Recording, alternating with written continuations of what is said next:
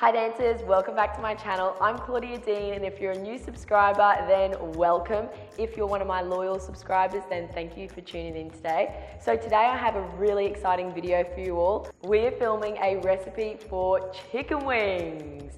But don't get confused because I'm not a cooking channel. The chicken wings that are in our back, that's what I'm talking about. And basically I'm gonna be showing you how to get a flat back and how to hold your back correctly so that you look nice and professional up top. I know that every dancer wants to look professional and they wanna have that beautiful, elegant upper body, and there are techniques and strengthening exercises to achieve that look. So we're going to be diving into all the techniques and all the secrets on how to get a flat back. So that's why we're calling it a recipe for chicken wings. And of course, I have a special guest today, and today's special guest is going to be going through the whole technical side and making sure you understand exactly what muscles you're going to be using.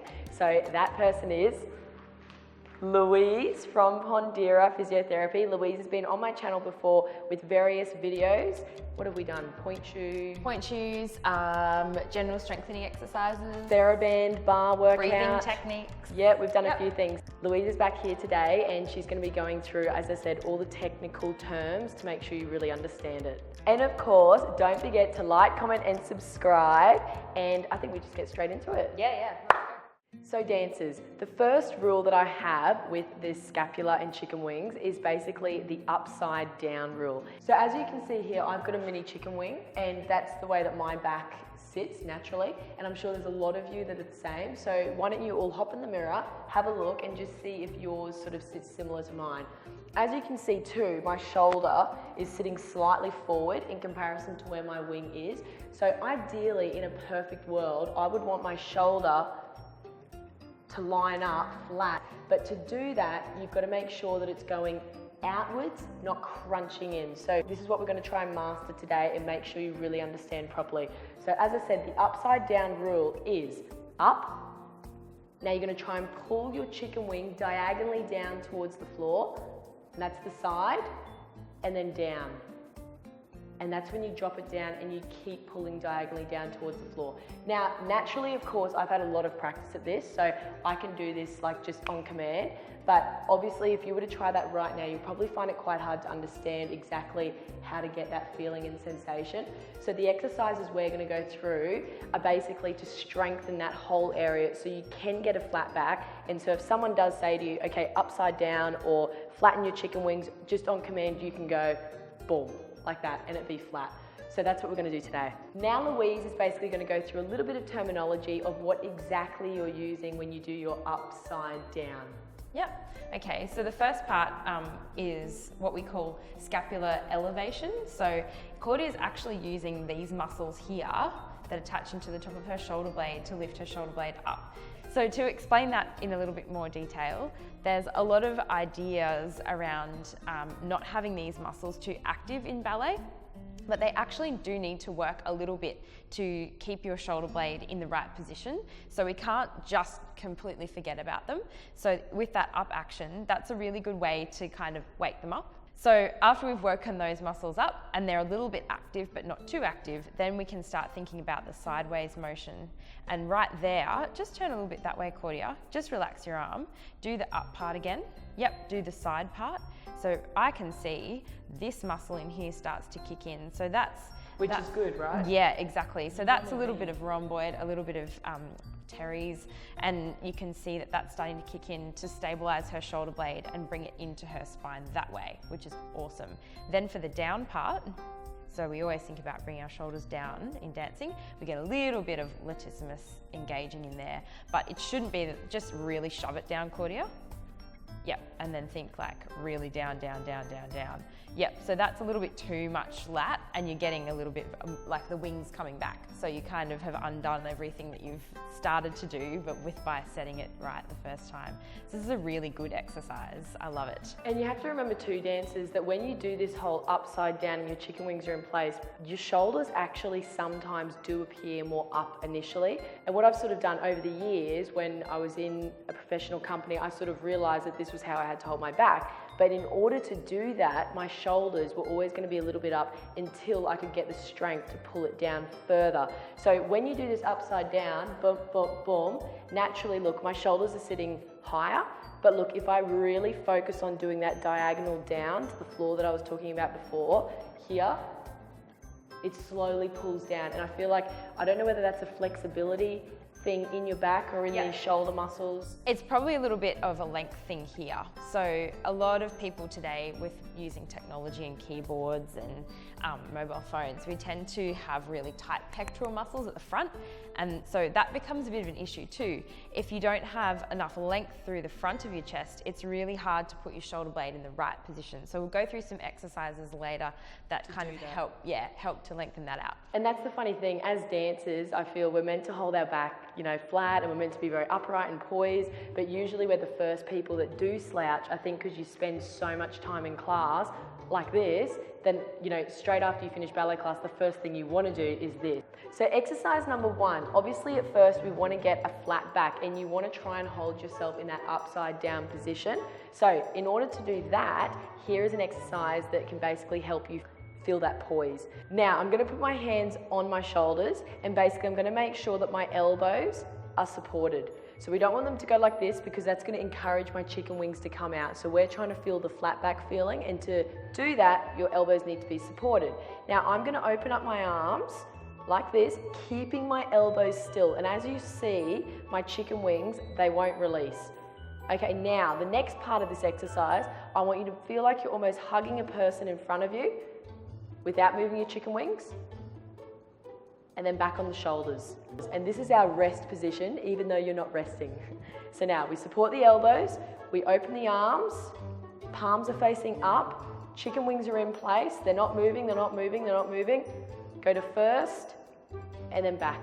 So I would recommend probably doing about 10 of these. This could be an exercise you do when you first wake up in the morning to just feel how your back is meant to stay flat. And that honestly gives me the feeling of the upside down. So if you're really struggling to get this, start with this.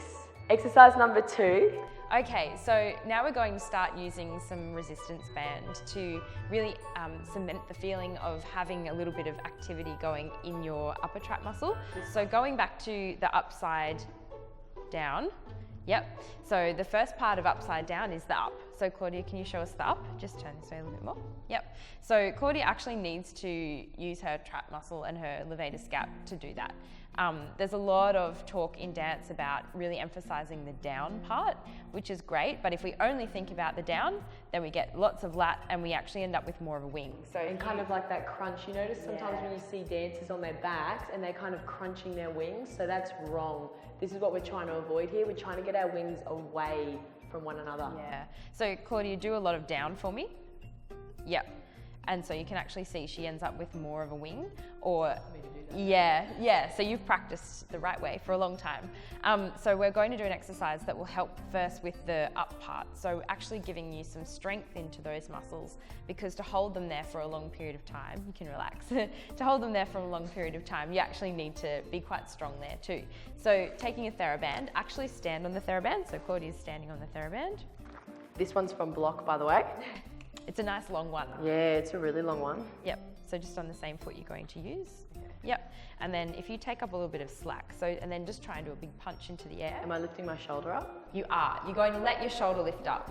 Yep, and back down. It's going to feel really weird because you probably practiced for a long time not letting it lift up. But for this exercise only, you're allowed to. Good. Okay, so that's one that I'd probably do maybe 15 to 20 reps of with a fairly light TheraBand. And I'm sure a lot of you dancers, you want to know how often you should be doing these exercises. Yeah, so if it's your focus to master chicken wings, you want to be doing them four times a week, if not a little bit more. They're not really heavy exercises, so you're not going to be fatigued after doing them. They're more kind of for your brain to set up the right patterns. So as we were discussing before, it's probably best to do them as a collection all together so that your brain starts talking to your shoulder blade and you can set up those good patterns. Exactly. Yeah. Okay, now exercise number 3. Are we just keeping this TheraBand? Yes, we are. So I'm actually going to be your stabilizer. So we're going to do a row. And that's basically, just spin around for us, Claudia, because we can see your shoulder blades. So now we can see your back. We're focusing on activating these little muscles in here, so rhomboids. So we're going to do a rowing exercise. And you know, as well, when you see dancers with a V like that, that's literally your goal. You want to have a V as a ballerina, because that, I really think true dancers have a V, is that right? Yeah, yep. So that means that you've got really nice strong rhomboids. Okay, so I'm going to fix the TheraBand for Claudia. Ideally, you could do this around a door or a bar. Just make sure it's not going to fall over, because you'll be surprised at how strong you really are. So something fixed to the wall or another person. And if you take it, one hand with each of the sides of that, and then you're just going to pull your shoulder blades back towards you. So you're moving your elbows together. Excellent. And come back and go again. Oh, you can really feel that in the V muscles. In the V muscles, yep. So you can do it that way. You can also do it next to your body as well. So if you're thinking about bringing your elbows back, and that will just work a slightly different. Yeah, I really felt this one. That one. Yeah, I think for ballet, because we hold our arms in second and fifth and positions away from our body, it's much more functional to do it like this. Yeah. Perfect. And how many would you recommend of this, Louise? Yeah, 15 to 20 again. So we're working on an endurance repetitions parameter. Perfect. Now I think we go on to exercise number 4. So again, grab your same TheraBand, and basically I always say to start in that rest position that I mentioned before. So on your shoulders here with the TheraBand. So you sort of look like this, okay? Now what you're gonna do is you're gonna lift straight up above you, because then you know that your chicken wings are flat, right? And you can see how far apart my hands are. That's sort of what you're aiming for. Now, when you're up in this position, what you wanna do is you wanna pull down your lats, which are right here. That's the latissimus dorsi. Quite a big word, that's why I just say lats. And basically you'll see the difference of when I'm engaging them and when I'm not. So have a look at this. So that's engaged and that's relaxed. Engaged, relaxed, engaged, relaxed. Now with my lats engaged, all I'm gonna do now is I'm gonna try and pull the TheraBand outwards and then come back in. Pull the TheraBand outwards and then come back in. Outwards, come back in. Again, outwards, come back in. And you could feel it in your arms as well, but mainly you'll feel it down in the lats. And obviously our lats, again, they help us do the upside down. That does really hurt. So I'd recommend doing about 10 of these. Again, when you wake up in the morning, you can activate your lats just simply by doing that exercise. Exercise number 5. Now this exercise requires a Pilates ring, and you would have seen this in some of my pirouette tutorials. So if you haven't seen them, check them out. So Louise, what are we gonna do here? Okay, great. So this is what we call proprioceptive exercise. So similar to an ankle strengthening exercise on a wobble board, but for your shoulder. So it's great for those who have really loose, lax shoulders to have a bit of a feeling of stability of our shoulders right up in that fifth position where it feels a bit unstable sometimes. So Claudia, if you turn to face the mirror, but so that you're not fully square on and not fully side on, but on a bit of an angle. So that's a happy angle for our scapula anatomically, because our rib cage is a bit curved. And then if you take the Pilates ring, and we're having a bit of an angle of our arm up sort of into a fifth position, using the heel of the hand, we're just going to do some little bounces into the mirror. So that's giving us a little bit of a wobbly input. And then where do you feel that, Claudia? Right here. Yep, so right in those nice muscles that are helping make that upside down sensation, so into our rhomboids. And probably it's really helping these little external rotators as well in through the back of your scapula. Exactly. And this position again, because your arms are up, it encourages your back to go flat. So that's why this is brilliant. Yeah. So how many of these would you do, Louise? I'd actually try and hold this or keep doing this for a succession of 30 seconds to a minute. So it's like a balance exercise. You want to hold it for 30 seconds to a minute. Got it. Perfect. Cool. So dancers, there's your recipe for chicken wings, and we hope you leave this video with a flatter back. That's our goal. And thank you again, Louise, for coming on my channel and explaining all those in-depth details, because I think it's really important you all know exactly what muscles you're using and you understand it from that point of view as well. And of course, don't forget to like, comment and subscribe, and I'll see you in my next video.